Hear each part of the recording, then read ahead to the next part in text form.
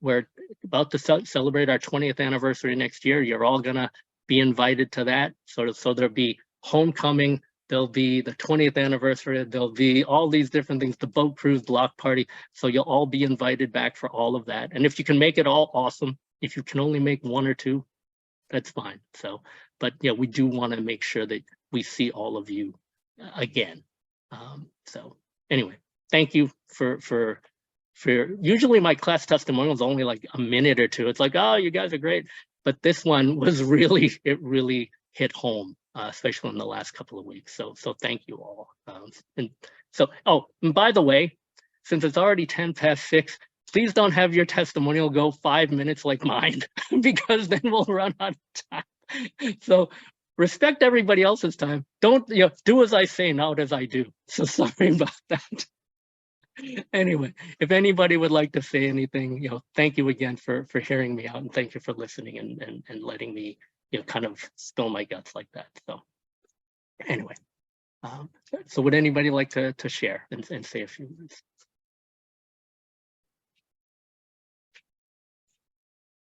Raise your hand or just shout it out. Otherwise, we're going to have a 35-minute break before our graduation speaker comes. And that won't be awkward at all.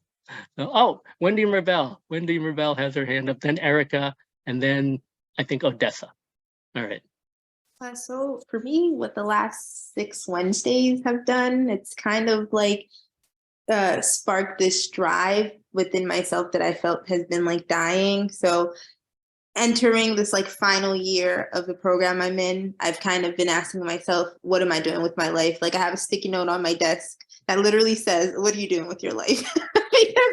because I didn't necessarily know. And, just coming in every week and the guest speakers that we've had, but also each and every one of you sharing, what you're doing now, but also what I took in as like what drives you and how it aligns with the work that you do, kind of gave me that nudge and that push that I needed to not give up on myself, but more importantly, to not be afraid to put myself back out there and network, because that's been the biggest challenge for me since COVID.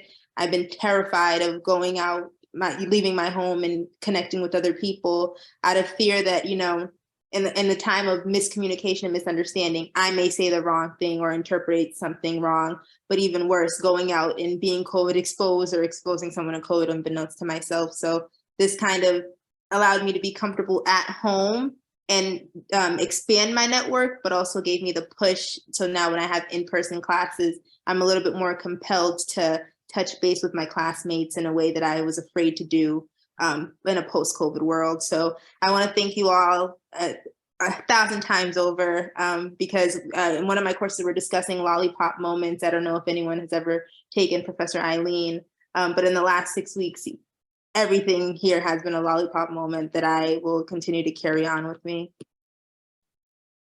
Awesome. Thank you, Wendy Marvell. Thank you so much for sharing that. I think who was up next? Was it Erica and then Odessa? And then after that, we'll just kind of go across the screen, my screen, which is Cindy, Shaw, Jason, Annette. So. Hello, everybody. So kind of the same with Wendy. I'm a senior in college right now, and I'm kind of really stuck on how I can advocate for things that I care about in my community. And I do feel like this class definitely helped highlight my strength and things that I really care about. Because of this class and our discussion, I remember the first few, we talked about what's wrong in our community and ways that we can work towards to prevent these issues. I went out and I joined Brockton Workers Alliance, and it's phenomenal. I really like it, and I'm a volunteer right now. And I know that we're going to be working on ordinances to help immigrants in the Brockton area, especially because they don't have the right, some of the immigrants that work here in the Brockton area don't have they have jobs, but they don't get paid for it. And that's against the law, because when you work, you have to get paid, but because they're an illegal immigrant, it's such a big issue. And so we're trying to work on an ordinance here in Brockton to help combat that issue. I'm really excited about it, and I feel like I do owe it to this class, because although I'm a legal studies and public affairs major, I find myself kind of stuck on just needing a push and encouragement. And I feel like this group definitely has a lot of diversity and just great discussions to help you position yourself in ways that you can do it. You can work in the community, you can provide any kind of services. And it just feels good to know that there's a lot of people that have the same vision as me and could just freely talk about things like that, and learning that there's so many job opportunities for people, especially like a woman of color like myself, and like a job in like political or government or whatever it might be. So I really think that the most important thing that I got from this discussion-based program is that there's opportunities out there, and I won't know them if I sit in my room and think about them. I have to get out there, I have to sign up, I have to volunteer, I have to communicate, and I have to get out of my shell a little bit. And so that's really good. I'm really grateful for this. Thank you so much. Well, thank you, Erica. Thank you so much. And I really do appreciate what you bring to the class. I saw your text in the chat and was like, I didn't get it. I'm really sorry. Sorry about that. Anyway, but we have it now, so we'll do that. We'll also do a class photo at the end. So thank you so much. Let's see, who was next? We have Odessa and then Cindy. Yes, thank you, Leverett. So, I mean, I can't say enough about how this course has like really reinvigorated my just my energy level and just my inspiration on being more involved in the local government. For myself, it's only been about 2 years where I've been kind of active in my own local government, but I'm in a small town, but I realized that our state has such a wide scope of different ideas and different people from all different walks of life that can add to my knowledge and add to my kind of inspiration and where I can get knowledge from. And not only thinking that something doesn't have to be local, it can be state, and then it can be national, and then global. So it just really unifies my sense of community, because I feel like this seminar, through conversations and the relationship building, which I know we really stressed on that a lot. I don't feel like this is 6 weeks. I think that it's just an opening, and that I do feel like that I'm going to continue to have relationships with some of the great minds that we've been able to, commune with for the last 6 weeks. And it's very timely. I'm excited that we just had an election, and when I went to the polls, there was poll workers who recognized me and said, hello, hey, even behind their masks, they said, hi, I'm so-and-so, and they wanted to introduce themselves to me. And I was like, why is that? Maybe they see like there's a little spark in me. There's something different. They know that I've been learning new things, and that it's less demystifying as far as what the legislature process is. And I think that the secret is out. And I'm excited that I asked when nomination papers are due for my town's election again, and that's December 7th. So I plan on running again for select board, and I will definitely be grabbing my nomination papers on the day that I can, and I'll be starting that campaign for a March 2023 election. So wish me luck. Woo! Excellent. So we have it here. You announced your renewed candidacy right here at the First time seminar. announced. That's awesome. Thank you, Odessa. Thank you so much for sharing, and we're glad you enjoyed it. So thank you so much. Let's see. So next week would be Cindy and then Shaw.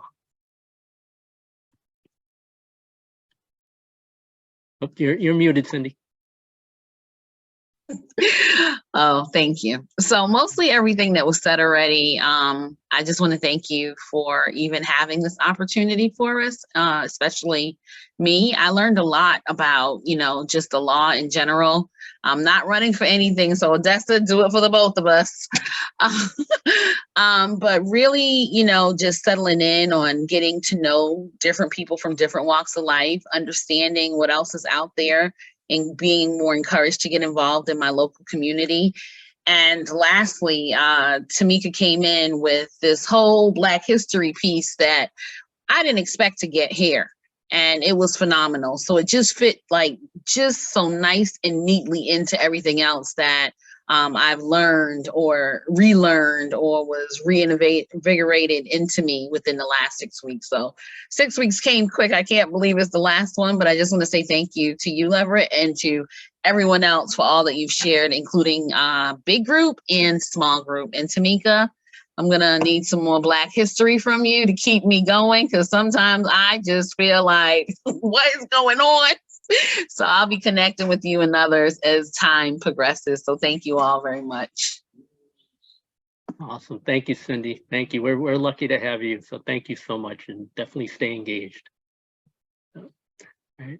Shaw, then Jason. Yeah, thank you, Leverett. Thank you, Commonwealth Seminar. I learned so many really useful knowledge and tips, and I'll be applying them right away. Believe me, on several things. One is the CARE racially inclusive curriculum bill that we're refiling this session, as well as the Indivisible group. We have several what we call priority progressive bills, what we're lobbying for and advocating. So a few things that in terms of lobbying and advocating. I really like the idea of building relationship with the legislators, especially their staff. That's something I really did do as well in the past, the staff members. How to navigate carefully the circle of influence of the various committees. And that's something, you got to sort of work out up front. Kate's 4P principles in lobbying, I'm going to use all those principles and apply them. Let's see, yes. The other things that really is a good reminder that I really need to understand the budget process, the funding decisions. And basically, we need to develop some budget plans early and not last minute. And of course, if I can bottle up Natalie's inspiration and what I call unstoppable persistence, I will do that. We need to get that into, everyone, the team members. I just unbelievable what she can do. So yeah, basically, I'll bring back all this knowledge. We do have that CARE Leadership Next Gen program. We're working with Common Seminar. So I'll bring back this knowledge to all the different youths there, and continue to network with people and look for possible future projects. Thank you all. Great. Thank you, Shaw. And for those who, I don't know if Shaw, I think Shaw may have alluded to it. And I think during one of our opening classes, Maidu, who works with Shaw and me for many years in the community, alluded to it. We are partnering with the CARE Coalition to bring a program called Seminar Next Gen, or Leadership Next Gen, to high school and college age students. And so our program will hopefully help college and sort of start them young, for lack of a better word. And we're going to integrate the current seminar program and offer fellowships in state and local government, maybe federal government. And we did get some funding for that, and we're very fortunate for that, and very fortunate to be partnering with CARE Shaw and CARE Coalition Shaw and Maidu and that whole group. So onward and upward for us. So Shaw and I are going to be working together quite a bit. So thank you, Shaw. So, and also, when we do the outreach for the CARE Coalition, naturally we'll reach out to our seminar family, and it'll be all of our partners, and so we'll reach out to the seminar family for ideas and students and folks who might want to participate in the program. So definitely keep that in mind. It'll be one of the many spam emails that you'll get from me, starting probably Friday. And then early next week. So definitely keep that in mind. So we're excited for those next steps and that new initiative. So thanks, Shaw. Let's see. Then came Jason, and then Annette, and then after Annette will be Brenda. So Jason, then Annette. Great. Without trying to sound too redundant, I think a lot of folks already shared a lot of themes and how I felt about this program. Leverett, I think, thank you, and thank the Commonwealth Seminar and all the speakers, and just thank you for your candidness and openness with us throughout. It's refreshing to hear that. I'm really grateful for this class. It's been really informative for me. I think it's important to know about these, local government and how these things work. And a little bit felt bad that I didn't know as much as I should have. I think like Wendy talked about this, I was feeling really restless about the world around me. It just seems like everything is kind of like crashing and burning. So, and in being at home, working from home, not having interactions with other people and stuff can, you're reading the internet, it's like everything's bad. It can kind of reinforce these really horrible feelings about the world. And you can get, I'm not historically an introvert, I'm pretty extroverted, but I was feeling, kind of like Wendy, afraid of going out there, COVID and networking and talking to people. And this class has really invigorated me to do that. It's really inspiring, like everybody in this story, and I really mean it, especially Odessa sharing what you did, and Erica, like already getting, so involved and thinking about your community, Brenda, Shaw, everybody just like doing really impactful stuff. I found really inspiring. And, like going forward, what I hope, to take from this class, I certainly want to stay in touch with folks and get more involved. I think like Erica, I was inspired by this class to get involved. So I did join a local Friends of DW Field Park, something easy that I can kind of hopefully help spearhead a little bit more infrastructure improvements in that park and help with some capacity and technical stuff that I think was lacking on that. But I would love to get more involved in my community. And it's, I'm not a political person at all. I like doing volunteer work and just helping people, but it's made me think like maybe I can run for school committee or city councilman. And it's definitely put that in forefront. I'm not announcing any candidacy or anything like that anytime soon, like Odessa, but it's certainly something if I want to do, I feel a lot more inspired and I really feel like I could do it. And I would love to connect with you guys and get your support if it is something that I go forward with doing. But just appreciate everybody. I really do. Just sharing in the community, the diversity of the community. It was nice. I needed it. It was like timely in my life. I'll put it that way. So just thank you. And that's all I'll share. Awesome. Thank you, Jason. And we're glad we played a small role in re-energizing you. I mean, you probably would have been re-energized yourself. So I'm glad we were able to at least play a little bit of a role, and that's where it starts. A lot of it starts on the local level. You can start by getting involved in a nonprofit. You can get involved sort of in a community org, and then it kind of hopefully grows and blossoms from there. And that's kind of how you go, sort of step by step, brick by brick, and that's how you build on it. So we're really glad to hear that you're energized again. So thank you for that. I appreciate it. So let's see, Annette, then Brenda, and then Chihiro.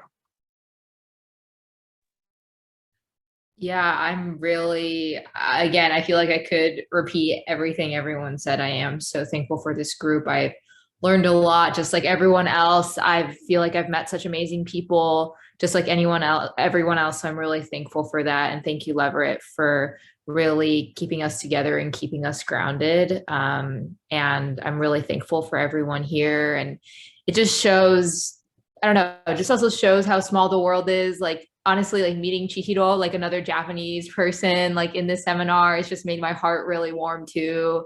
And it's just like, it's always just a small world. You never know in this group of like 14 people, right? And so it's just always a reminder there. But I think for me, the most impactful, I guess more of like a mindset shift that the seminar provided for me is I'm very used to moving around very often. And because of that, I really don't stay, I feel like, for most places more than 2 years. And I came to Boston and lived in Cambridge, and, I came for grad school, and I was like, cool, like I'll leave after grad school. Like, this is not my place. And then, ended up working for the Department of Education here. I mean, I guess just starting that, but after the seminar, it really makes me think like maybe maybe Massachusetts is, I don't want to say forever, because who knows, anything can happen, but maybe Massachusetts is a place where I can finally put some roots. And I also have to remind myself, I'm only 25. I can figure things out. Like, I don't need to have everything all sorted out either. And I don't necessarily have to have roots at this age, but I think it is nice to know that that's a possibility. And I think in the work that I've done the last couple of years, I've always been more interested in more federal government work, just simply because I didn't grow up in the US. So I just don't have an affinity towards a specific state or city. I just, moved around so much. But I think after this seminar, it really makes me reconsider that. And I'm very, very thankful. And I also, the seminar also just made me realize, I think when I thought of Massachusetts, I never even came here before grad school. And I just thought it's just a bunch of like white folks and that's it. Like, there's no diversity. And this seminar really proved differently for me. And I'm thankful for that. And I'm really thankful for y'all. So thank you for making this such a great community. And I'm looking forward to building these relationships even more. Awesome. No, thank you, Annette. They really, hopefully you put down some roots here. 25. Wow, I remember 25. Not great, but I remember 25. So many bad stories, flashbacks. Oh no, but no. I mean, and if you're looking to put down roots here, I mean, there are. We have a number of events seminar related, but I also, I mean, Chihiro and Shaw can tell you that sort of, outside of my seminar spam list, there is another spam list, which is sort of all the events that I do outside the seminar. And, if anybody wants to, I know there's a lot of emails coming from me, but if anybody wants to kind of get added to the additional list that I send out, and Chihiro can tell you the horrors of all my emails, please feel free, particularly in the Asian American community, because that's where I cut my teeth, and in the last 10 years, I've been doing more silo breaking. We do a lot more with other communities and trying to kind of find that commonality and build those bridges and build those links and share resources. So if you want anybody, Annette, anybody wants to kind of get involved outside of the seminar, I do a number of things that are, and the reason it's not part of seminar, some are partisan, some have nothing to do with sort of politics or anything like that. Like, for years, I helped organize fireworks over the Boston Harbor. That's another story for another time. But if you want to just let me know, and shoot me an email, and I'll add you to that particular list, and hopefully we can get you involved and get all of you involved. Maybe we can keep Annette here for a few years, and we'll see each other, not just at seminar events, but at some of my other activities. So, but yeah, definitely let me know. Let's see, we had Brenda, then Chihiro. I think those were the next two. So Brenda and then Chihiro. Well, it's funny that Annette was saying that not forever, but for now, possibly for Massachusetts, because when Jaquetta was talking about her experience and everything, and I thought to myself, if I had heard her story when I was in my 20s, I probably wouldn't be married. I probably wouldn't have kids, because I would have been in Iowa for the Joe Biden first time around for president. And God knows what my life would have been like. But, and I think that's what this seminar has done for me, is that it's, as someone said earlier, like, kind of relit the flame. I mean, I'm very old, people.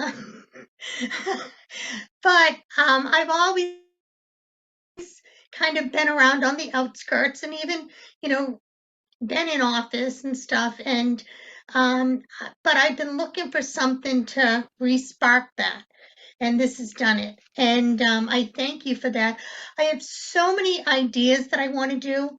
And I want to thank you guys, not necessarily for giving me ideas, but for giving me the how to accomplish those ideas. And you know, as far as like Shahiro and Annette and Shar and Wendy Marvell, you know, the contributions in our groups. You know, we were under pressure. We only had a certain amount of time, but I think we came up with some good things. And it reminded me, I've lived for years. I've always said to my kids, pressure makes diamonds. And I think that's what we did in those groups. And as far as Tamika, I have to, I am not a woman of color, but I do have to join Cindy in saying thank you. Thank you from the bottom of my heart for bringing all of that history up. We need it so badly. We need to be informed. We need to be enlightened. And it means so much to me. One of the things, I don't know if anyone follows national politics, but there was a man of color running for a Senate against John, no relation, Kennedy in Louisiana. And he lost, you know, 18 to 20, I mean, like 80 to 20 or something. But I watched a video of him afterwards, and he said, if the people of color would realize their power down in Mississippi, down in Louisiana, they could have anything they wanted. And I have been reaching out to him, and I'm actually trying to get involved maybe with down there as far as registering people of color to vote, like back in the 60s, you know, because if they understood their power, this would be a totally different country. But anyway, and also Jason and Odessa, and Tad, I'm sorry I didn't get to like work with you in breakouts because the three of you, I kept little notes of everyone, and the three of you all talked about how affordable housing was a passion of yours or your business, you know, related to it. That's a huge passion of mine. I've written bylaws that have been accepted by the town. The town doesn't want to work on them, but and it's something that I really want to move forward. So I don't want any of you to be surprised if I, you know, attack you or at least reach out to you in the future, because I really think that those type of collaborations, it can be really valuable in here. And Leverett, I never thought that I would be looking forward to the midweek so much. And I'm really sad that this is over because, you know, you are just awesome. You really are. And you're such a positive person. And you are so generous with your information and with your ideas and your stories. And it's this is going to not just be 20 years. This will be, you know, it's you will be for years to come. It's just, you know, thank you. And I also, she's not here, but oh, Brittany, I'm sorry, Brittany, thank you so much for contributing all your journalism expertise. It was so helpful, and I have the notes, and I promise I will be pulling back on that to get information from there. And like I said, she's not here, but Linda Champion for even telling me about this and getting me involved, because she's awesome, and without her I wouldn't even have known you people. And I hope that I stay involved with all of you. Thank you. Thanks, Brenda. Thanks so much. And you know, we really appreciate you and all the energy you brought to the class each and every week. We're a bundle of energy, and we really are grateful. So thank you so much. Let's see, Chihiro, and then was anybody else? I think it was, oh, Tad. Okay, Chihiro, and then Tad, and then we'll see if other folks want to go. Okay, I echoed everything that everyone has shared before me, and I'm really grateful for all that you did, Leverett and Lily and everyone at the seminar. But I think for me, the most impactful, or like something that I was really fortunate and feeling right now, is that you know, we all are doing our jobs or whatever that we're passionate about, and day to day, like, you know, we're kind of stuck in that world. And then I happen to be in healthcare, so I do get a joy of mingling with all these people, but still it's under the umbrella of healthcare. And then so for the same purpose to learn more about how we can advocate, like we came, and then to me, it was just really exciting and inspiring to learn about what other fields that you all are doing, you know, your battles or whatever. And I don't know, like many of the speakers too, but like it made me feel good to be living in Massachusetts at this time. There's so many meetings and a little chit chat that since it started, like I've had.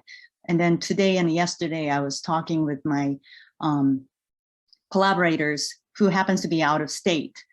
And then on Zoom, like, you know, we talk about how to do this or how to make it happen.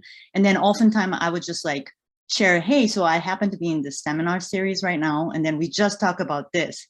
And then so every time we do it, I mean, we have pretty good, you know, easy conversation kind of relationship. So they'll all be like, what kind of seminar series is it anyways? Like, why are you so sharing all these things? And what do you guys do on Wednesday?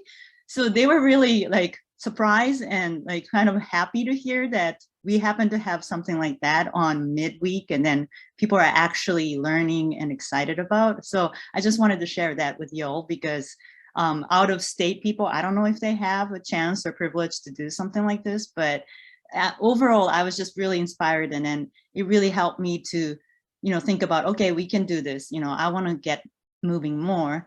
And on top of it, like, you know, the best part is that it made me feel like, oh, this is a great place to be calling a home, and I want to really make it better. So thank you so much.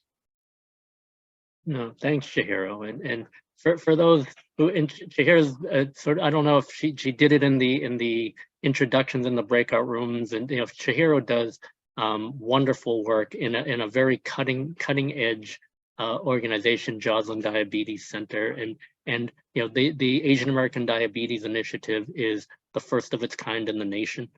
And one of the things that Chihiro and Dr. King and the Institute, Dr. George King and AADI do is you know, inform the populace about the scourge that is diabetes in the Asian American community. And you know, it also kind of transfers over to other communities, because all these other underserved communities see what the Asian American Diabetes Initiative is doing and say, well, you know, we really should be doing that in other communities as well. And Joslin also has a Latino initiative, and also does it have an African American Black initiative? I haven't heard a lot about it. Right, we're pushing it, and then it's been hard in the Longwood, you know, honestly, like Longwood culture. So there has been a good jump, and then the plateau, and then we've been working together to really push it forward, but it really has been a challenge. So that's another reason why it was so nice to hear we can still do this, like we can keep pushing. So it was yeah, there is a lot of challenges, you know, within the Asian community as well as others, but so if anything, we try to push and change the national guidelines so that nobody's going to be left behind in terms of the health or the diabetes screening. So I hope to expand, you know, not just that, but overall the wellness. That's what we're passionate about. So prevention and wellness on the national level amongst all the communities. So let me know if there's any way that we can collaborate in the future on whatever the angles. So thanks, Labrat. Fantastic. Thank you, Chihiro, and thanks for the work you do. That's sort of a sector that really has not gotten involved with politics, even though, I mean, at least sort of on the grassroots level. And I think it's one where particularly our communities really do need to be more involved. I think we saw it during COVID when healthcare decisions were being made without our voices and perspectives at the table, and you know, life or death decisions were being made that were affecting our communities that really didn't get our input. So, you know, thank you for doing what you're doing, Chihiro. So let's see, Tad, and then if anybody else wants to raise their hand, please do. Cindy's dog is, is it a he, she? Oh, she. She's welcome to say a few words as well. So. Okay, thank you, Everett, for everything. This Commonwealth seminar was very inspiring. I started to volunteer at Fenway CDC. We are very much engaged in affordable housing for the underprivileged in community around us here. Actually, I was commended to join this seminar by those in Fenway CDC who participated earlier. And now they are even hungry and asking me all the course notes that I've been following to share with them, and if I could even give some kind of summary of what I've learned from here.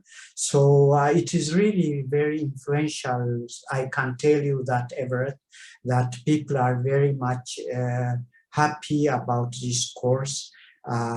It also gives an added value to whatever we are doing in community locally.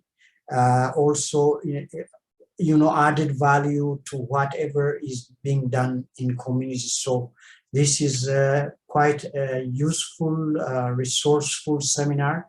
And I'm happy that you open up the door all the way, even after graduation, that we could, drop by and participate in discussion, because this is not something that we can just stop within 6 weeks. I feel very hungry and thirsty that the time we have had was with each of the topics we have gone through was very short and not enough for an in-depth discussion and, learning. There is a lot to be learned. We just touched the iceberg of each of the issues that we touched upon. And I hope you would, in the future, think how to, expand the time from 6 weeks, maybe to a little more, so that people can really get something in their baggage going out and do an in-depth. For example, I have learned a very core issue in this seminar. Trauma is a very serious issue that I've learned, and it really touched me deep down at the bottom of my heart. And I've ever since been concerned, what should we do, to solve this unheard but very deep-seated problem in underprivileged communities, basically. So these are things that we learn. The other is about, the local government. How do we really go about doing our advocacy? How do we communicate and network with those who are in the legislative branch? It really needs a very smooth, a very cautious, a careful way of networking and communicating to be able to transfer our ideas and get results out of what we are trying to advocate. So these are things that we have learned, but I feel we have yet to go much deeper even in exercising more and more, so that when it comes on real day practice, we could do even more. So I really beg you and really urge you and persuade you to really put some more weeks on this course so that people can gain.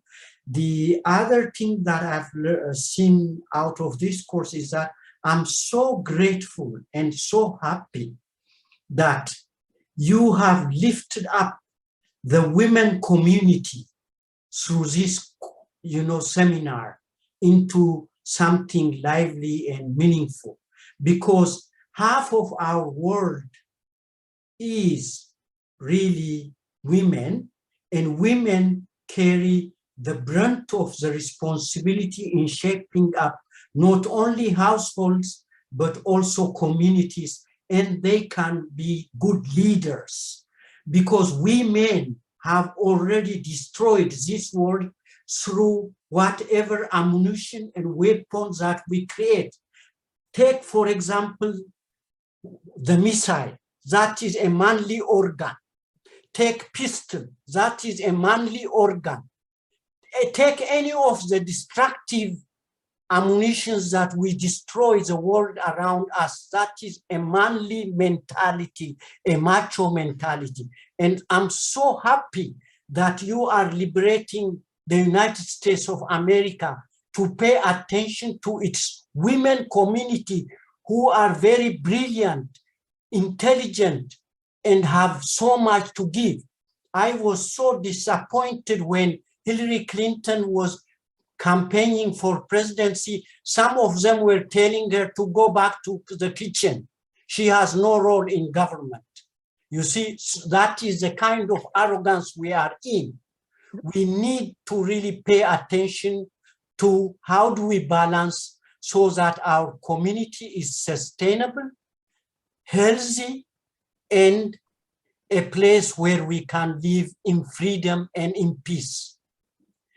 You see that? So you are doing, you know, the groundwork for all this, and I feel the time span given for this seminar is very limited, and there is a lot to be done. Thank you so much again. No, thank you, Ted. Thank you so much. Really appreciate, you know, all the energy you brought and the perspectives you brought, and the passion that you brought to each and every class. And we do, you know, we have thought about expanding it, but I think, you know, there's you know, 6 weeks at some point, you know, there's a little bit of a almost like a diminishing returns of scale, where it's like after a certain amount of time it gets to be a little bit of a lag, and then it becomes almost like a college course where you have to go for 12 or 16 weeks, and so we try to balance that off. And I think one of the things we will try to do, we were going to try to do it before the pandemic, but we were going to try to think of having more in-depth not policy days, but in-depth program days, to kind of almost like we have these things called lunch and learns, or we tackle a particular issue. You know, we tackle a particular issue for an hour during a lunchtime. You know, we did it during COVID. We did it with health discrepancies in BIPOC communities. We did it with earlier this year. We did it with gun control. About 2 or 3 years ago, we did it in person about the Japanese internment. So we tackle, you know, specific issues, we tackle specific policy issues. And so that's something we were going to try to do on a more regular basis. So that may be something that we can do, rather than, you know, maybe do a full, you know, dig deeper into the press and media with you know, maybe Jaquetta or somebody else in that area. You know, dig deeper, maybe take a real life case study with lobbying and advocacy. So it's something we were considering doing. But you know, thank you for that suggestion. It is something that we were thinking about. The other thing is, I think you'll kind of just get sick of me, you know, after 6 weeks. I was thinking the other day, and I heard it on the radio. How many of you have heard the song Sunroof? You know, I got my head on the sunroof. You know, that song. Okay, I have determined. Okay, so first and foremost, Sunroof, when you first hear it, it's like, wow, it's really upbeat, it's really optimistic. You know, I kind of like it. I can't wait to hear it again. And then after a while, you're like, all right, that's a little bit too much. That's enough. I can do without Sunroof now. Just go away. And then afterwards, after it goes away for a few weeks, you hear it and you're like, oh wow, I really missed that. I really do like Sunroof. I want to hear that again. So I have determined I am the Sunroof of people. So if you see me for like more than 6 or 7 or 8 weeks, you're just gonna get sick of me. So yeah, I don't want you to get sick of me. So, you know, there's that. And then by getting sick of me, you might get sick of the seminar and you might not get re-engaged. So there's that as well. But yes, no, but in all seriousness, thank you for that suggestion, Tad. I mean, we are considering doing more in-depth program days. So, thank you for that. Thank So, you. Thank you again. all right. And so let's see. Oh, Tamika, of course. I knew you were going to raise your hand at some point. So yeah, Tamika, go for it. Okay, I'll definitely make this short. You wanted me to expound more about the diversity and approaches, diversity of this group. We all had different passions, we had different approaches, had different experiences, and I found all that to be absolutely phenomenal. I also put in the chat a little bit about The Wisdom of Trauma. It's a movie that's $7.99, but the biggest piece that you'll walk away out of that is that trauma is that invisible force that shapes all of our lives. It affects how we view things, how we engage with people. And we all experience trauma. It's not designated to any potential group or social economic or any sort of demographics. And if it's not addressed in a healthy fashion, then it can create damaging and destructive patterns in our lives.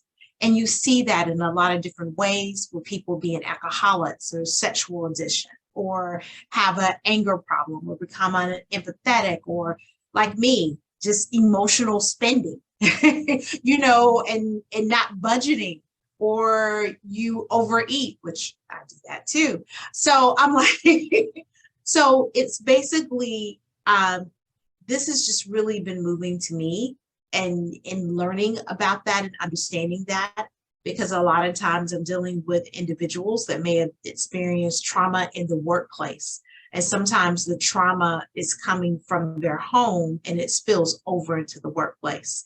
So one of my big passions after this is going to be really talking more about trauma and helping people to understand that, hoping that it increases empathy, because it's really about self-reflection too for anybody who hears this message.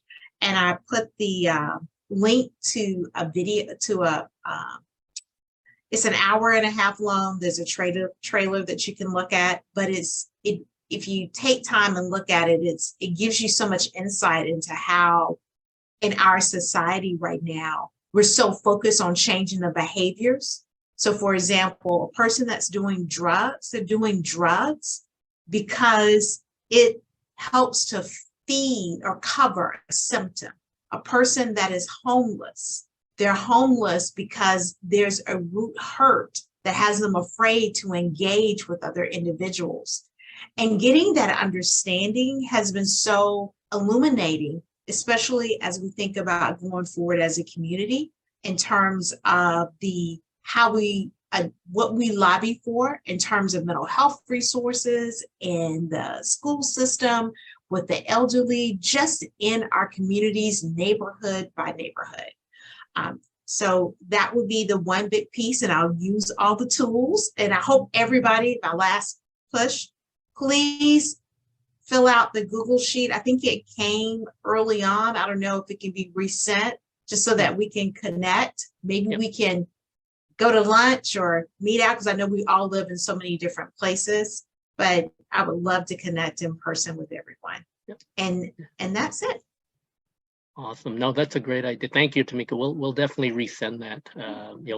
Lily created that. I'll ask her to resend it at some point. And when she logs on, hopefully she'll log on soon. We'll ask her to do that. But thank you also. Thank you, Tamika, for all the perspective you brought, the history you brought. I mean, as you and I mentioned, it was a blessing that you and I just happened to be at the same place, waiting for a car to be repaired for like 2 hours. And normally I'm just like, I put my headphones in. I was like, I had a ton of work that day. I was like, you know what?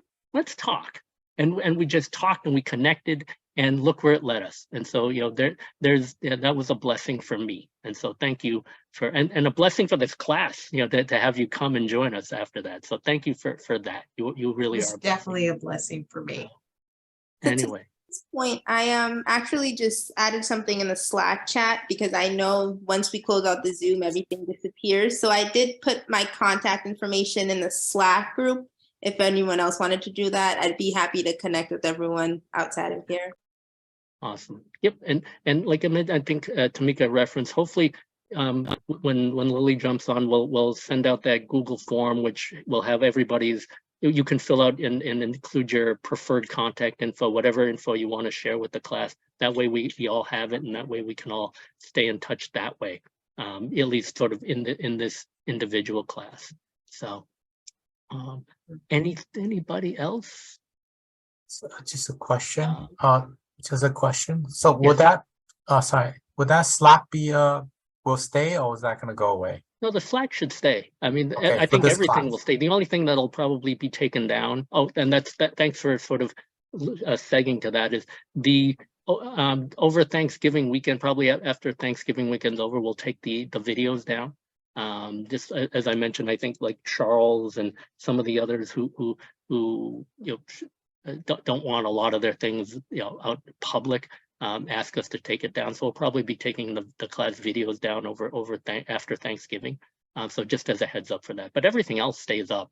And if anybody wants to modify their contact info, you'll feel free to do that. So anybody else? I know, oh, I do want to share, if I can figure out how to share screen. Did I do this properly? Okay, share screen. Share. Gary, who has a ton of work. Can you see Gary's testimonial? Okay. So Gary wanted me to share this with you, and he was a very active and energetic and insightful member of our class, and he asked me to share this with you. He said he wishes he could be there. He just has so much work going on, but he hopefully he says he would love to see and connect with everybody after class is over. He'll try to come to a couple of the homecoming events. So hopefully we'll get to see Gary there. I'll give you a few seconds to read Gary's comments. Oh yeah, thank you.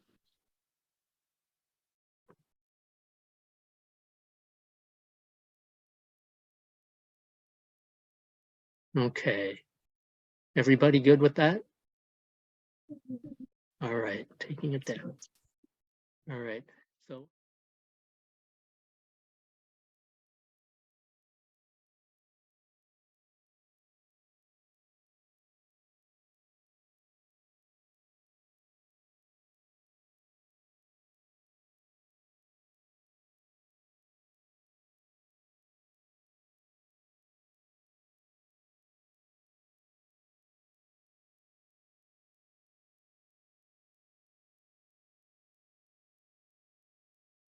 Okay, I mean, I was mentioning the class. I mean, we're so grateful that you're joining us all the way from Brazil.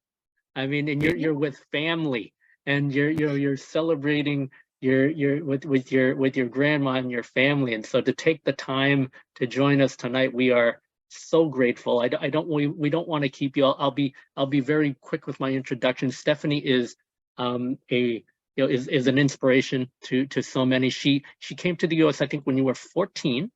And you worked, was it 3 part-time or 3 jobs to get yourself through school, and ultimately graduated Harvard Extension School, and then now are you getting your JD, or you're getting an additional degree? You're hoping to get an additional degree, and she is historic. She ran for city council in Everett. She's the first Latina to ever be elected to the Everett City Council, and we are so proud that she is a seminar grad. Stephanie actually was somebody who announced that she was running for office during our seminar graduation. So that's something we'll always remember. And for those who watched the women's video, the kick in the door video, that is Stephanie, who is in the opening montage. And so, so Stephanie, thank you for everything you do. Thank you for everything you bring to the seminar and to the city of Everett, and for the inspiration that you are in terms of overcoming adversity and just working through everything and becoming successful. So thank you for joining us today, Stephanie. Well, Thank you so much. It's such a pleasure to join. And, the Commonwealth Seminar was such a moment in my life that anytime you invite me, I'm in. And yes, I'm in Brazil visiting family. There's a little bit of a time difference. And don't mind if you hear family members, dog, neighbors, whatever in the background, but we'll try to make it happen. So yes, I'm actually graduating next year with my MPA. The JD is a little delayed because of politics, because I still need to do my LSAT, which I now scheduled for January. So fingers crossed. But so I want to congratulate all of you. Congratulations to all of you guys graduating today. It's just huge that you took the initiative to get to know the ins and outs of your government and get involved with the Commonwealth Seminar. And I read some information about you, and I want to thank you because it takes time, it takes effort, it takes drive to get involved. Unfortunately, not everybody has the ability to get involved. There's so many barriers, but you guys did it, and I can't wait to see what you're going to do next. So I loved reading your profiles. I love that you're each making a difference in your community in different and intersectional ways. And just by being active and like elevating and empowering voices around you, like collectively, we just have so much power driving change, and that's huge. Don't ever think that like no one's watching because you're making an impact.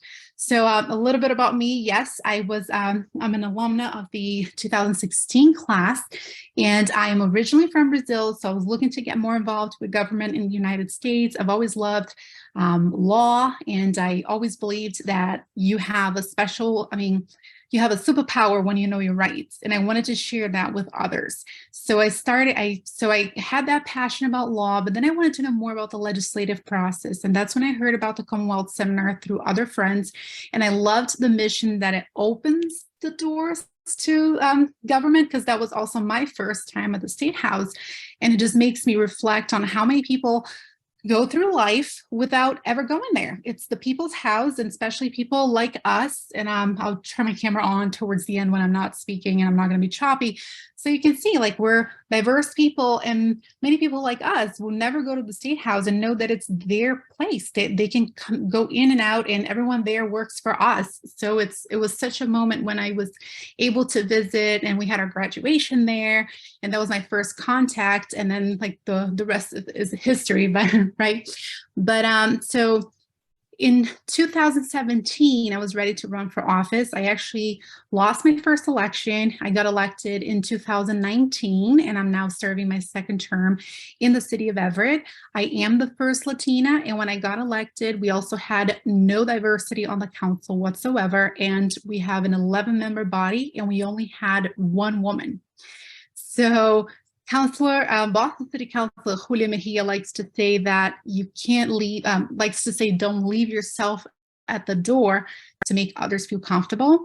I want to amend it by saying yes, but do it strategically. I have been the new, I've been the only, and I've been the other in many spaces, and there will be many spaces that will require skill and strategy for you to enter and for you to survive so you can effectuate change. And it took me a lot of learning and a lot of strategy for me to not only make it to some spaces, but also get people to support me so I could get things passed and I could share the vision and have a bigger impact on the community. Because unfortunately, the government doesn't reflect the population, oftentimes. So definitely my message to you would say, position yourself, place yourself where you need to be to make the change you need to make. There will be times when you're going to have to invite yourself to the room where it happens, because you're not going to get an invite. Other times you're going to have to create the room yourself and make it happen. So network, leverage your connections, join those spaces with like-minded people that can help you drive the change you need to see in other spaces. Don't be afraid to be the first one opening the door. And actually something that I heard from Jaquetta in the Commonwealth was no permission, no apologies. So definitely don't be afraid to lead the way. And like our Congresswoman Ayanna Pressley says, change can wait. So sometimes you have to be the agent making change happen. You can't wait for it to happen. And that's why I ran. I wanted to be the change I wanted to see. I wanted to be the representative that I wanted to have representing me. And to me, going to meetings only for decades is not enough. It's not the city councilor that I wanted to have. So I wanted to teach people the model that I wanted to have for myself as my representative. And, to me, we needed a counselor that could connect with the entire community, who was active, who was involved, who elevated others, who used their platform to give people a voice and connect people to resources, who was accessible and could drive progressive values. So when you run, consultants will tell you to focus on the three main issues. But when I got elected, it was so much more. So if I have to describe me as a city councilor, I can definitely say that I'm not a one issue counselor. I was able to push for municipal rental relief during COVID. I created our first housing trust fund.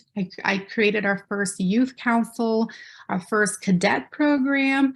I just got paid family medical leave passed, and it's currently waiting in the mayor's desk. Yeah, I know it was a battle.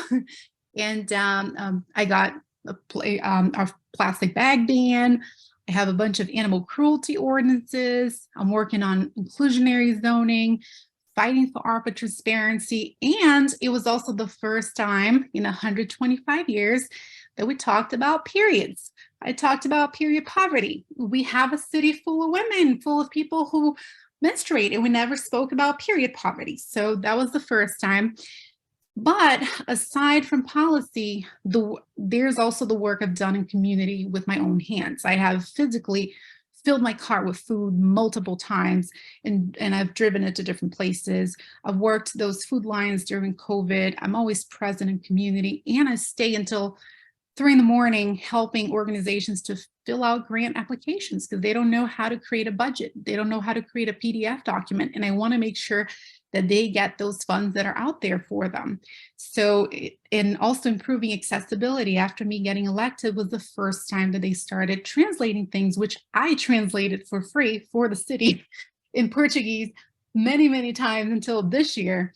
And I also created a model where I started sharing events widely and often on Instagram and different platforms. And now the city followed, and that improved communication overall a little bit. We still have a way to go. But, and no, I don't get paid for that. Unfortunately, as a lonely city councilor, not in the Boston area, it's not considered full-time. It is full-time if you're really passionate about the work, but you don't get paid full-time. So it's really about the mission. And I always think about the impact. I always think you are making a difference. You're creating a model for others to follow that is impactful. And we're changing the job description. And that's important to me. So I can't wait to see what all of you are going to do. I never thought all of this would happen, and there's so much more you can do once you step into certain spaces, so don't be afraid to take that extra step. Always fall back, use your network, use this as your superpower. I know that each one of you have powerful connections, and together we can really move and make a difference. And yeah, you can always find me on Instagram at Steph4Everett. And I want to leave a few minutes to you if you want to ask any questions before our wonderful Stan Perlman that I see her here, sister in service. And also just wanted to say that was when I first got elected, was such a special time that we just had so many young, diverse women running for office who got elected, who changed the narrative, changed the conversation, and added important voices to the table. And that's awesome. So yeah, so I'm going to put my face back on because I'll stop speaking and I can take questions if that's okay with you, Leverett. Yeah, absolutely. Absolutely. Thank you so much, Stephanie. Thank you for your background. You know what? I did not know. When does that plastic bag ban in Everett go into effect? So it was actually passed and supposed to go into effect in April of this year, but the city never gave the notices to the businesses. So it's been extended to January of next year. And we're the city 134 to be in plastic bags. Oh my gosh. Because I used to go to, I grew up in, we still spend a lot of time in Chelsea, and there was a Stop and Shop that recently closed on the Chelsea Everett line. And that's the only place I could find the plastic bags. And I was like, wow, Everett still has plastic bags. So now that's going to change. It's going to change. And we're also working on banning animal testing now that we might have some labs coming into Everett. So that's another one. Wow. And the family leave, I mean, that is something that, I mean, that was in Boston a few years ago, thanks to then City Councilor Michelle Wu. And we're so glad that you helped lead the way in Everett. I mean, it just, again, a lot of it starts on the local level, and hopefully that will expand. So. Absolutely. I always tell people that whenever you see a state doing something, it's always a collective action by all these different towns. And it's in what I said about your connections. I actually met with Michelle Wu's staff to get the information on the paid family medical leave, because we try to pay. So paid family medical leave is mandated right now for the private sector, but not for the government. You can opt in. And we try to opt. So my first attempt was to opt into the state one, and the city voted it down because we have to make a huge contribution from the city. So I met with Michelle Wu's staff, and I was able to see the model that they have there and combine what the state is doing, which also adds not just parental, but the medical leave. And then we expanded it, created our own, and that was passed unanimously. And that was huge. Wow, that's incredible. That's a great story. I had no idea. So sisters collaborating. That's fantastic. We do. There's a lot of copy and pasting going on. If there's existing policy that we can borrow and make it our own, we use that. Yeah. Awesome. Exactly. Thank you, Stephanie. Let's see. That was a wave. Sorry, I always mistake waves and claps for hand raised. So still learning. Does anybody have any questions or comments for Stephanie? Okay. I'm just very motivated by your story and your tenacity and your persistence. And I have definitely been in a lot of rooms where you're the only one, or individuals are just not culturally aware, and you're, just having some very courageous conversations with empathy. And I do like to focus on what we all have in common.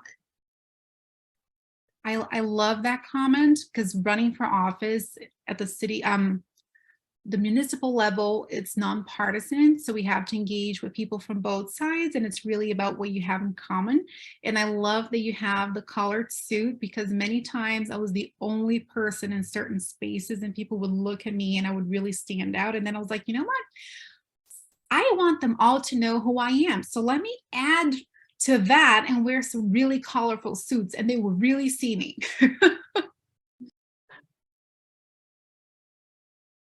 Yep, and you see it on a lot of your photos and your campaign lit and everything like that. Like, wow, very purpley there, and very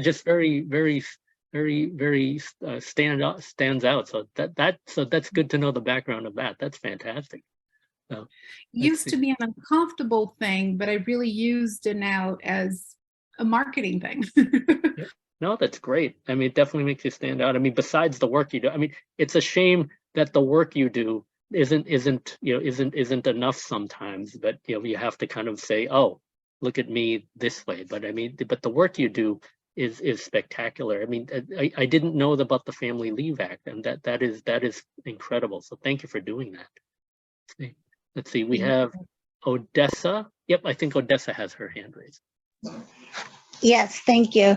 I just want to say, Stephanie, you really are a role model. I think you're amazing. One of the things that resonated to me so much is the fact that you mentioned not being a one issue candidate, because I ran as an unlikely candidate. And I understand that there's certain, they say that they're platforms that people have the luxury of taking. And I just feel like, as a woman of color, and then also I'm married to a Puerto Rican man, and I have a blended family. And so, the Latin community as well as the African American community, I feel connected to. And I just feel like some issues come up, like, for instance, sustainability. But then I always think of, well, how does sustainability affect those that are of different cultures, those that are of different economical backgrounds? It's not just the question of, can we just compost all of our food and all of our lawn materials, or can we just take electric cars, or just take alternative forms of transportation? Sometimes there's an economical disparity that's there that gets ignored. And I just feel like sometimes I have to be that change that I want to see, which is to be in the room and to have those discussions that say, hey, not all of these issues are just one-sided. You have to see how they impact different communities. And if we're not all being heard, then I have to be that voice for the rest of our community. So I understand not being a one-issue person, you got to have the variety of being able to look outside the box and say, hey, there's more than one issue that I'm concerned with.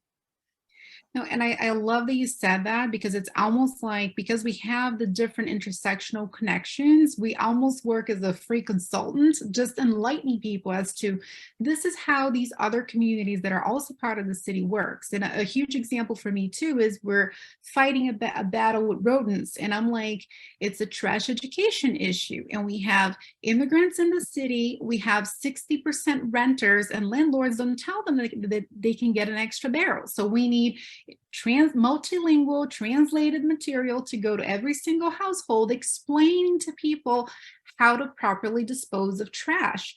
And that would be a public health, that would be an issue that would make public health better. I mean, it'll affect everybody else as a whole. So if we only know the population we're working with, and I can go on for days because we work with small businesses. We have a lot of immigrant small business owners, and they've been targeted with licensing issues. And I'm like, well, we need to educate them as to how it works first before we punish and revoke licenses. So yes, we need to be that voice. And that's why each and every one of your voices are needed. Stay active wherever you are, because your voices are needed. That's great advice. Thanks so much, Stephanie. Anybody else with any questions for Stephanie? Going once, going twice. If not, we'll let you get back to celebrating with your family thousands of miles away. Thank you so much for making the time, Stephanie. Actually, oh, before you get off, I have to get a photo of you with Samantha. So with the class, because it doesn't happen that often. So, okay, so smile on 3, 1, 2, 3. There we go, perfect. But before you go, yep. So I don't know if you, on my screen, you're side by side, so it was perfect. So, do you want, Leverett, do you want everybody to turn on their video so you have a group picture? Actually, yeah, if everybody, I mean, if whoever would like to turn on their video, you know, please do so we can get a class photo with Samantha and Stephanie. Hold on, wait a minute. Okay, hold on. All right, I'm gonna count down to 3. You ready? 1, 2, 3. And it worked. What do you know? Thank you so much. And thank you so much for having me. Of course. And I mean, enjoy your time. When do you head home? All right, back here at least. Back on the 22nd. I was actually mid-class as well, but I actually will stay and listen to Sam a little bit, and then I'll let you. Yes. Even better. That's fantastic. That's right. I think the last time we were physically together was not this year's boat cruise, but last year's boat cruise. So yeah, I think you were together. Was it last year? I think, but I can't remember. But I'm really happy to see both of you again. So, but yes. So following up one incredibly dynamic, historic woman with another, Samantha Perlman is the youngest and first woman of Jewish descent ever elected to the Marlborough City Council. She is, she has been active. She is very young, but she's been active her entire life. Whether it's with the Obama Foundation or successfully passing the mass civics bill, to ensure quality and experiential civic education. She's been doing this for years. The one thing I love is that she actually lists the Commonwealth Seminar on her website. In terms of some of her community activities, and she's been so active. She's a graduate of Emory. She's been so active. And are you pursuing your JD right now, Samantha? Yes, I am. I'm at the law school right now as I'm giving this speech. So oh my gosh! So you're taking time. So you're a city councilor. You're a law school student, and you are taking time to speak with us tonight. So thank you so much for all you do, and thank you for your generosity and time, and we're excited to I was texting or chatting with Samantha. I don't think I've ever seen her officially in action. I've seen her, I've followed her on social media and everything like that, but this is the first like real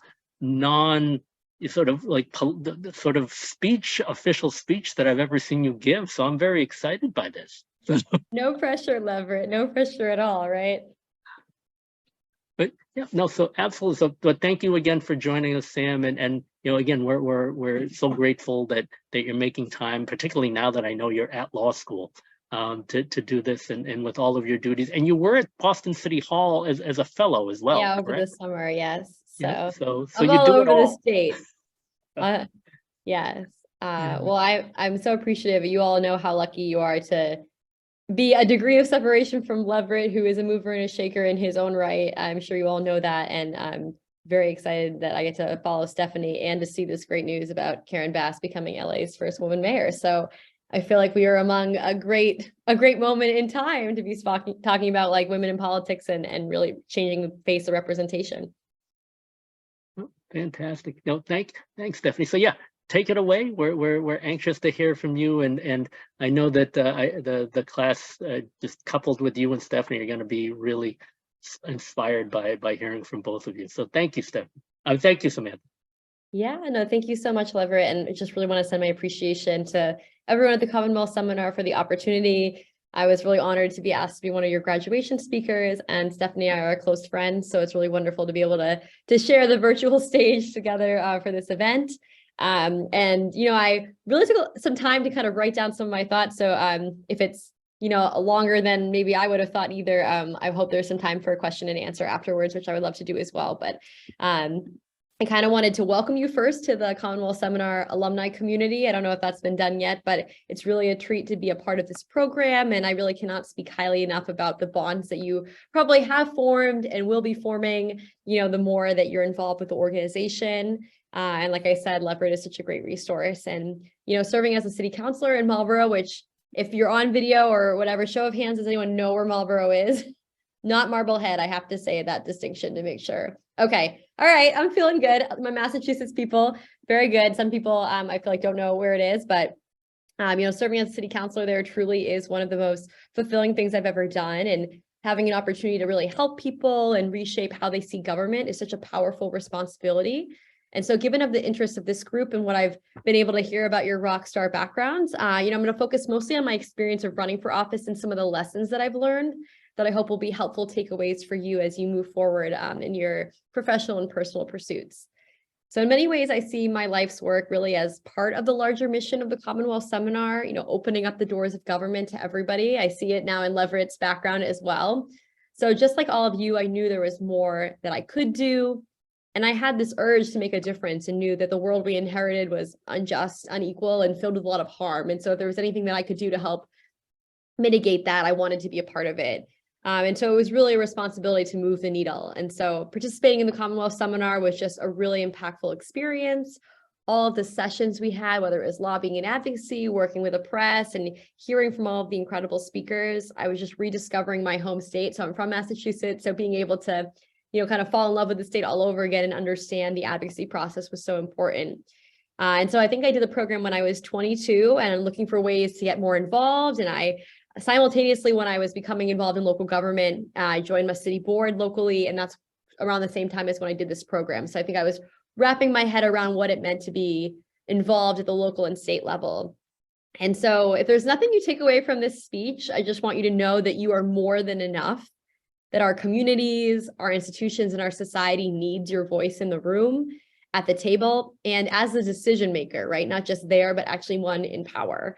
Our diversity really is our strength. And I want you to know that you are all already incredible, talented, motivated, and really inspiring people. And so Leverett sent me a little bit about each of you ahead of time, and I already was blown away. So anything I say is only gravy on top of everything that you all are already doing. So I want to reiterate that.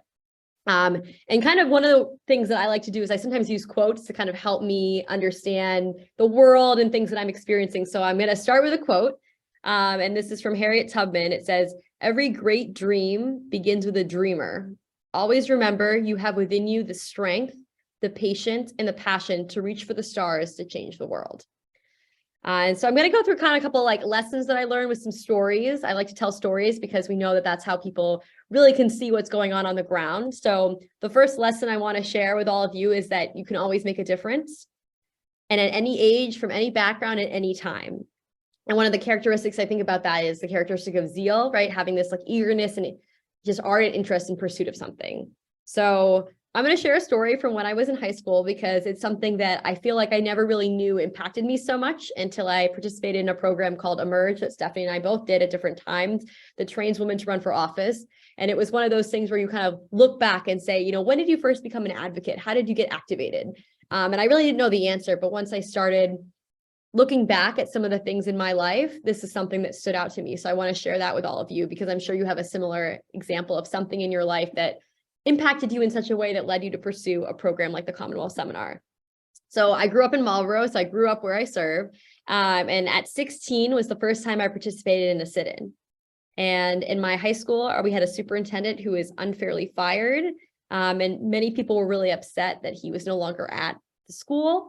And so people got together, myself included. I think I was a junior at the time in high school, and we would attend these planning meetings with teachers and other students around what we could do to bring this individual back. So we had this protest where we shut down the entire school hallways and made the administration listen to us.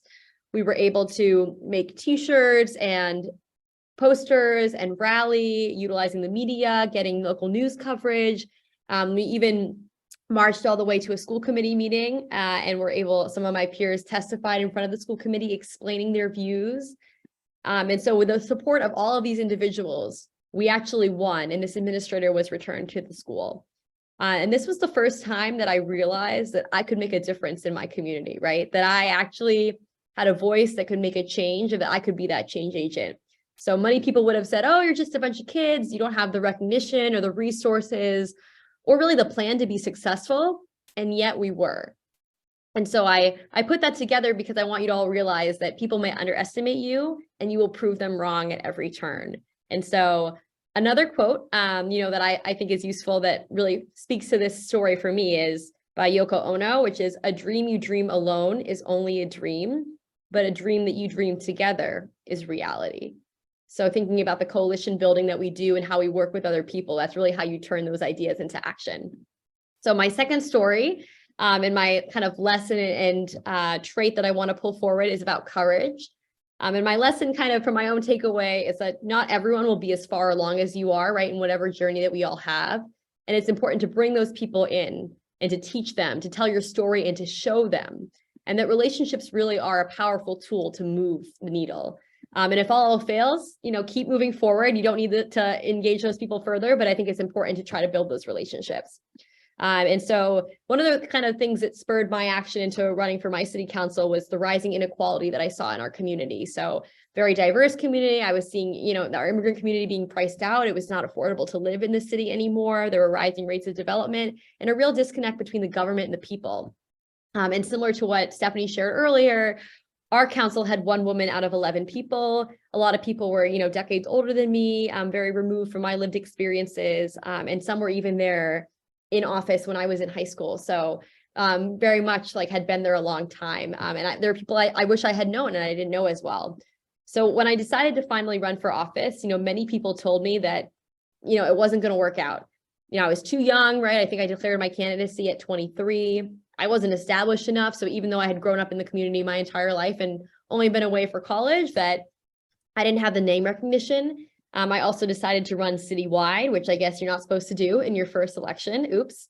right? That I wanted to kind of serve the entire city because I felt like the issues were citywide and I wanted to be a part of that.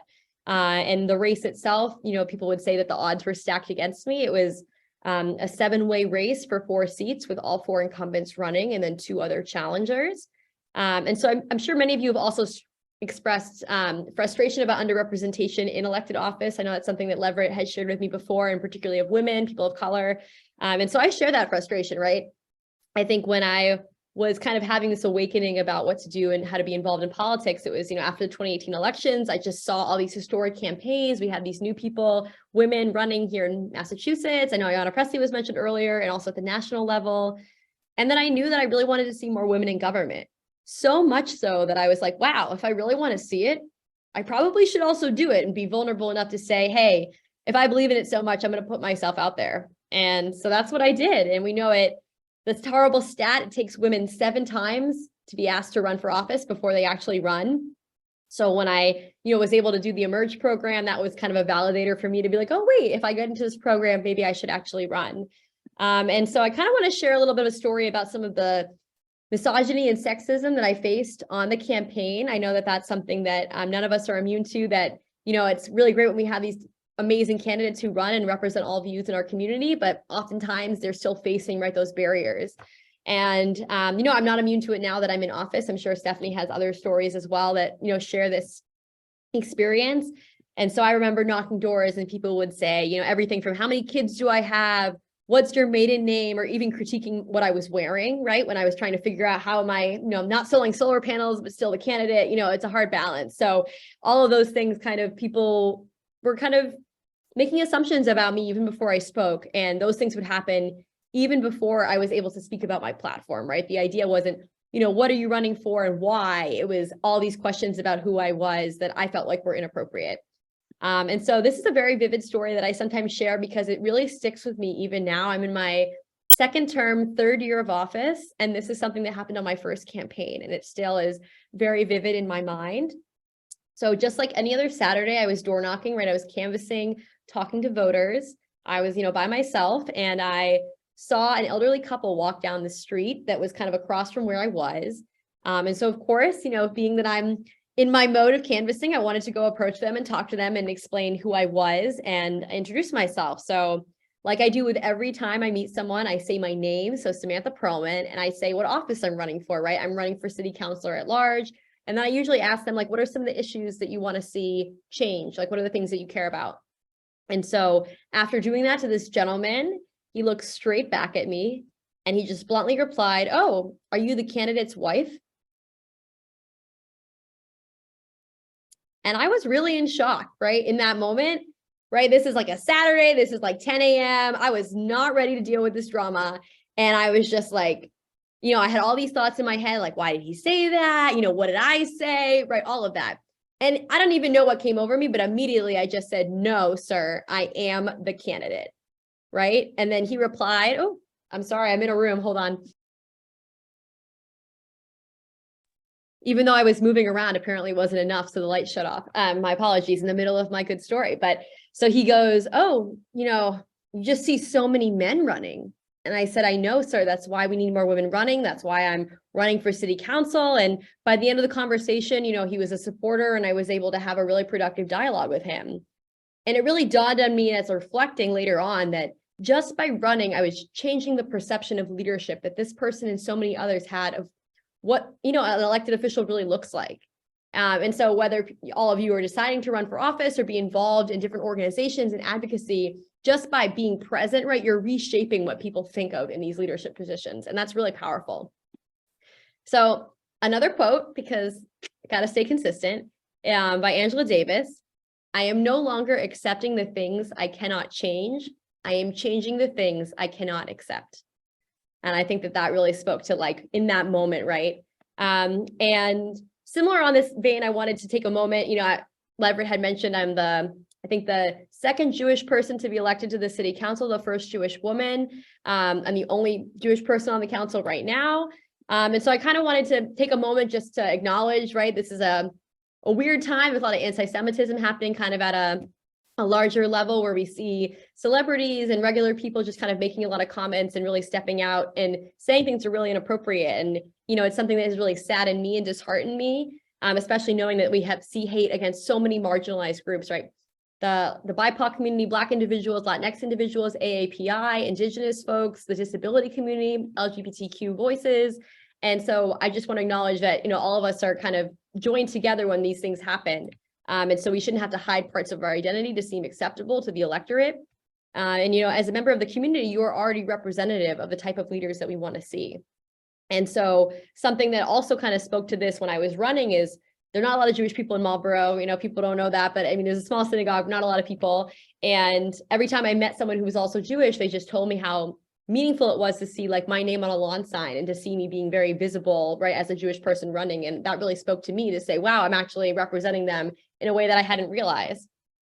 So my final story and my final lesson on this vein is vision, right? You got to pay it forward. Like, what are you doing now that's going to make a difference moving ahead? And really building that pipeline of leadership. So using the skills that you learned from the Commonwealth Seminar to inform your advocacy, to help other people learn, inviting them to apply to other cohorts, right? I know Leverett's always looking for more people, and we know that the best people to apply are those who know someone who's done the program, right, and can speak to it directly. And so never forget where you came from, and make sure that whatever you want to create and whatever you want to work on, that it lives on in the values and impact that you're doing, and not just in you as an individual. I think that's really important. So my story is around many young people worked on my campaign both times and worked with me as a legislator, now as a city councilor, on a variety of issues. Most were in high school or in college. They got to vote for the first time. It was a really big deal. But there was an example of a very young person. She was 11 years old that also really sticks with me. And so she was really inspired by the campaign. She loves seeing a young woman running for office. Another example of how important representation is. And so I guess her mother contacted me, heard about the race, said her daughter was so excited to meet me. They wanted a lawn sign. Of course, limited resources. I was out of lawn signs. So instead, I did the next best thing, which is I made an appearance and introduced myself to meet this, young girl and her family. I had a conversation. It went really well. And I was like, I'm really sorry I don't have a lawn sign, but I had these bumper stickers, right? I had this large sticker that I gave the family and said, if I get another sign, I'd be happy to give it to you. I'd already given the one off of my own lawn, right? Because people wanted it. And the next time I was in the neighborhood, I saw a poster outside this young girl's house that had the bumper sticker. It had all these quotes from our website, from the social media, like the taglines. And she had made this whole collage, and they had put it on the windshield of the car. And it was like one of those neighborhoods where the houses are really close together. So the car was facing outward, so everyone in the neighborhood could see this poster. And that just really touched me. And that's not even the end of the story. So I was like, wow, that's one, that you took the time to make a poster, and wow, that's a really good use of a bumper sticker. I'm very impressed. And this young girl is just really engaged. And that really spoke to me. What would it have been like for me to see that when I was growing up? So all that to say, then, fast forward, election day hits. Sadly, it's the same election Stephanie had. So she knows, the end of the night, it started to kind of rain a little bit. Not a good time for, standing outside in the rain. And so I, was kind of back with the team, figuring everything out. And I get a text message that, someone that I didn't expect was actually at one of the polling sites in the rain. And I get a picture of this same young girl with her poster standing outside the polling site in the rain, trying to get people out to vote for this election. And that really touched me because one, it's raining out, no one wants to do that. But the fact that she was there, right, and wanted to be present and to speak out and to be hey, we should have more young women in office and I support this person, was really impactful. So, I really will never forget the hope that she embodied, because, things like that are what we all fight for, right? A better future. And really that is what we're all fighting for. So just to close some of my thoughts and takeaways to, loop all these stories together that are very, separate, but hopefully will come together in a nice little bow, is that just like all of you, right, my story, and this is just a part of it, right? These moments are really powerful, right? And they kind of inform where you are moving forward. There are good ones, there are bad ones, and you're just always learning, right? It's a process. And so I share this with all of you to really encourage you to lean into your identities, appreciate the bright spots and the scars that we all have, because it really got you here to this moment, to graduate from the amazing Commonwealth Seminar, to choosing yourself, and be part of this advocacy journey. So the real question is, so what do we do now, right? Where do we go from here? Now that we've done the program, what's next? And so I'm just going to kind of reiterate some of the lessons, and hopefully this is just something to think about as you move forward. So remember to lean into that zeal, right? Recognizing your passion for a particular issue, perhaps what drove you to the Commonwealth seminar. And remember the first lesson, right? You can always make a difference, big or small, doesn't matter, right? You're always going to make an impact. The second trait, right? Courage. Don't be afraid to do what people say is impossible, because that is a misnomer, right? Made up by their own expectations. You know, it comes from inside you. And so anything that you are hesitant to do, something that might be difficult, and probably if it's difficult, you should do it, right? Because if it was easy, it would already be done, right? Everyone would have done it. That, you know, you're embracing that unknown. And I'm just going to repeat that quote, right? From Angela Davis. I am no longer accepting the things I cannot change. I am changing the things I cannot accept. And I think that that's a really good advocacy call. And then the last lesson was to pay it forward, right? I stand on the shoulders of so many people before me. I'm especially women elected officials who said, our voices matter, our votes matter. I think I'm wearing my vote earrings right now to really hone in on that point, but we also are all role models. So regardless of what field you are in, there are so many people who are looking up to you, whether it's peers or, you know, people coming down the pipeline in the field, or even people that are, you know, in a different professional place than you, they're all looking up to you. And so making sure to really fold those individuals into your work and really teaching them the skills will be incredibly important and memorable for the future. And so as we approach this very hazy future ahead, we need that advocacy and the activism of all of us here right now. And so I'm going to remind you with one last quote, right? Because I've done enough. This will be the last one. But there is always light. This is the Amanda Gorman one, I'm sure many of you know. If only we're brave enough to see it. If only we're brave enough to be it. So thank you all for allowing me to join your class graduation. And I'm really looking forward if you have any questions, but hopefully that was a little bit of an insight that will be useful moving forward on your journey. Wow, that was fantastic. Thank you so much, Samantha. This is so incredibly inspirational. The lessons are things we can take away. It's almost like it's almost like we planned that you were going to close out and give us these lessons so that we could take them forward after the seminar is over. So this is absolutely fantastic. So thank you, Samantha. Do folks have any questions or just kind of comments or things they would like to add? I see Shaw with his hand raised. Yep, go ahead, Shaw. Okay, great. You know, the representation matters. So I just come off the campaign for a state rep, Vivian Virtual, Uganda immigrant, Middlesex 14th. Which she did not win. That's fine. But at her thank you party with the supporters, the thing that really sort of stood out to me is that all her Ugandan friends and families all came together, and we hear, you know, what their thoughts or what impression. They say they now feel like they belong. They belong to American society. This is their community. They're now involved with this, you know, without, you know, our country, our society, civics, everything, because they would not have thought that way if they didn't have a role model, an immigrant Uganda, running for the office. And that was the surprise, because I thought it was thank you, you know, it's great, everybody's happy, you know, yes, I know, we'll do it next time, something, but that was a takeaway that all her friends, there was, you know, probably 6 to 8 of them, really just hearing them was just amazing. They just said they really feel like Americans now. So, yeah.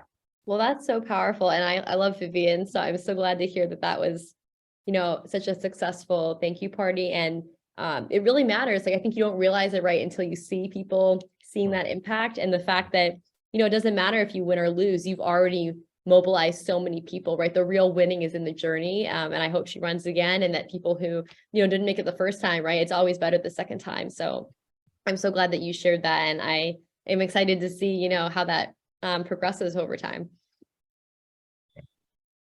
No, thank you for sharing that, Shaw. That was great.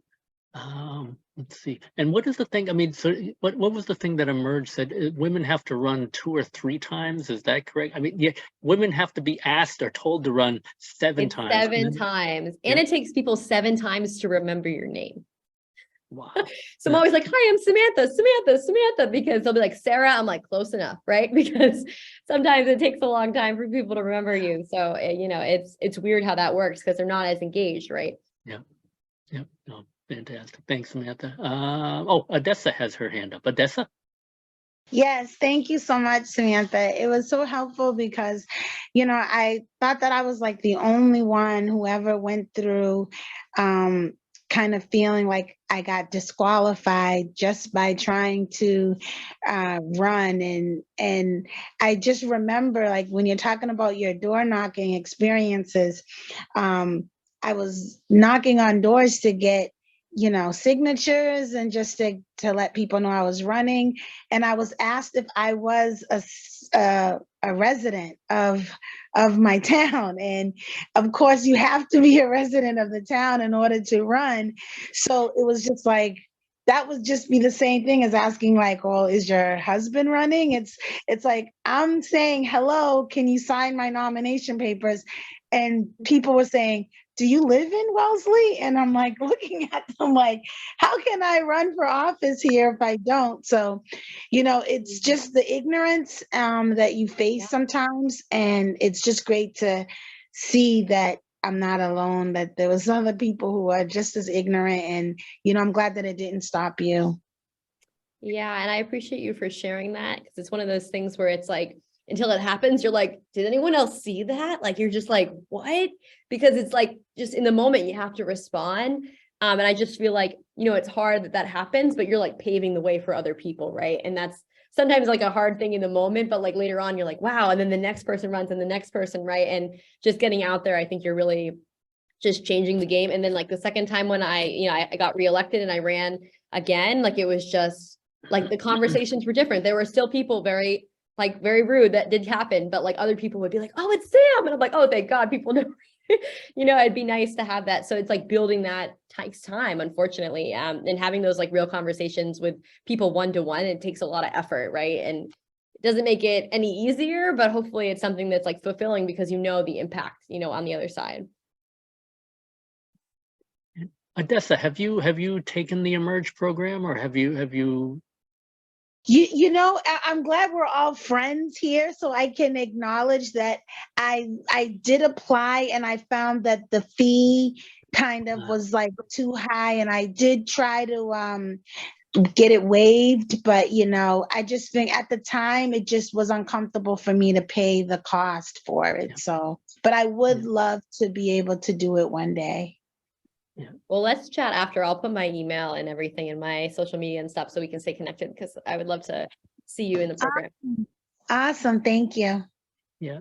Yeah. I mean, Emerge has been a partner of the seminar for years. I get emails and texts from Nina Liang, their executive director, all the time saying, we have 4 more from the seminar, or we have 3 more this semester. So they're always been a partner of the seminar. I've interviewed, I've done some of the interviews for candidates, and so Samantha is probably a much better resource in terms of Emerge and chatting about that. But I'm happy to be helpful as well if you think I can be. So, but yeah, Emerge is a great program, and they've been a partner of ours for years. So. Nice. And Tad, I see you have your hand up too. Oh, you got better eyes than I do. Thanks, Sam. Okay. I have the brightness high on this computer. Yep, Tad, go ahead. Thank you, really, Samantha, for this food for thought. I appreciate that you mentioned Angela Davis. I'm very much a fan of Angela Davis. And it reminds me of my youth age when America was vibrant in youth revolution in those days. And thank you really for picking up her quote once again. Thank you. No, I appreciate that. Yeah, I mean, she's very stellar and has just such great insight. And that's like, sometimes you're like, oh, quotes or like whatever, but sometimes I feel like it like gives you an insight, even a glimpse into somebody's like life story and their journey. And so hearing their perspective, I think sometimes allows us to see differently outside of our own views. So I'm glad that resonated with you, Tad. Thank you. And I think Stephanie put in the chat that the Emerge has boot camp. Oh, Odessa, you saw that. Okay, yeah, Emerge has boot camps as well. So I guess those are more condensed versions, or is that what It's that over is? a weekend usually, so it's a lot shorter. Yeah. Okay, all right. So if folks are interested in that, like I said, Emerge has been a long time partner. So if folks are interested in learning more, definitely reach out to Stephanie or Samantha or even myself or just go to the Emerge website. So it's a wonderful program. See, anybody else with questions or comments or suggestions? All right. Well, thank you, Sam. Thank you again. I mean, gosh, I had no idea you were at the law school, working at law school in the middle. Okay, this is way more exciting. So this is where I'd rather be.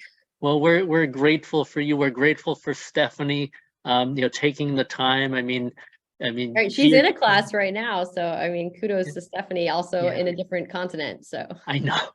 Incredible. So and that's the type of and just to kind of say to our current class, that's the that's the type of commitment that we're grateful for our alumni for showing. It's the type of commitment that it's part of their being. It's not just the seminar. They do it everywhere for everybody, for all these organizations. If you look at their bios, I put the bios up in the opening montage video. If you see everything that they've done, they've been doing it through their whole lives. And so, we are grateful for them to be part of the seminar. The seminar is just a small part of their lives and what they do.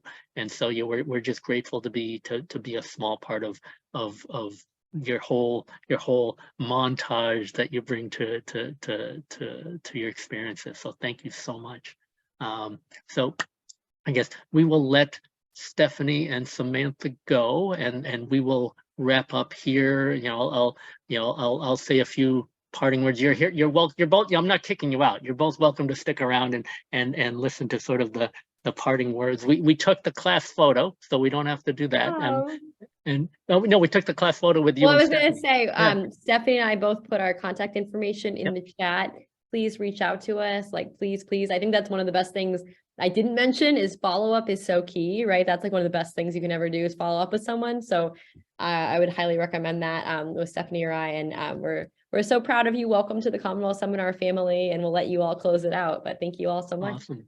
Thanks, Sam. Thank you, Stephanie. Enjoy Brazil and good luck with law school. We'll see you both very soon. And you see that Samantha actually used the term seminar family. So it's there. It's not just a line that I use. So it's there, and that's who we are, and that's what we are. And that's what I'm really excited to welcome all of you to.